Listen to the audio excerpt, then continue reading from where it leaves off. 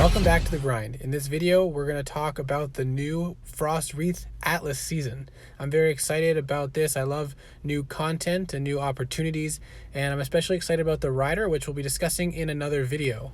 I am also extremely excited to be drawing very close to 1,000 subscribers. So I'm very appreciative of everybody who supports me, and I will be doing a video where I'm doing a large giveaway in anticipation and celebration of reaching 1,000 subscribers, where several people will be able to win War Dragons content from the store or an in-game pack. So keep an eye out for that video coming soon.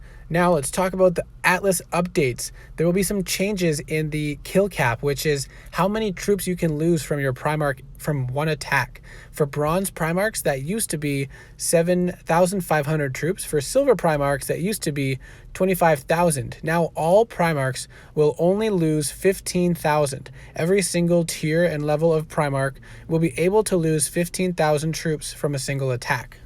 Now this is unfortunate because that means that if you load your Primarch up, you will lose all your troops in less attacks, but it does mean that now there is no significant advantage to using a weaker bronze Primarch as opposed to your stronger silver Primarchs, which previously was kind of annoying to a lot of people, where they had an advantage for using their level 1 bronze initial Primarchs instead of using their higher level silver Primarchs. And the maxed capacity for bronze Taunters was reduced from 150,000 to 120,000. So here's a table to show you the max capacity for the different tiers of Primarchs with the kill cap, and now it will show you the amount of attacks it will take to completely wipe out that Primarch, and comparing it to the old way of doing it.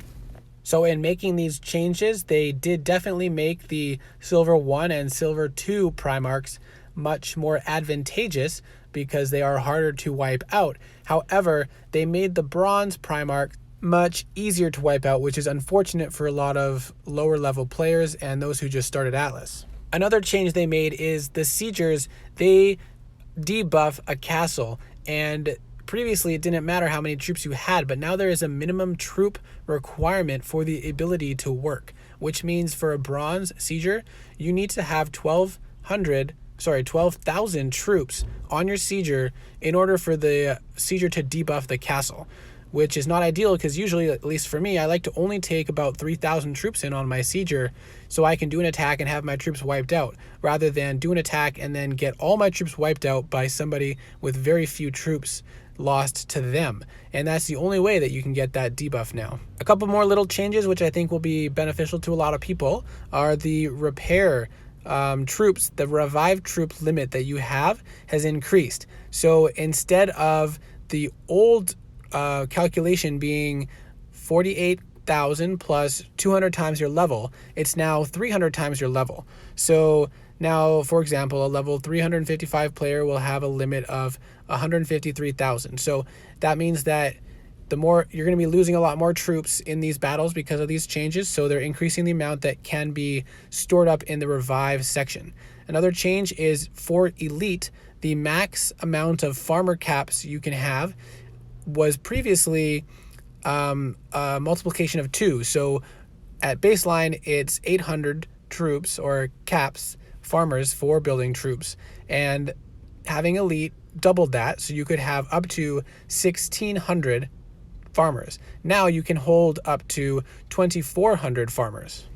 So with these changes, I feel like I gotta find some way to get Atlas Elite, because there is an increase in the amount of farmer caps you can have, and that regeneration rate is much higher. I mean, having Atlas Elite is already a huge advantage, and now it'll be even more so, especially because I foresee that troops will be a much more expendable resource the way things are set up now, because the amount of troops that will be killed in a single fight has increased so much, and they're requiring more troops to do certain things like debuff a castle.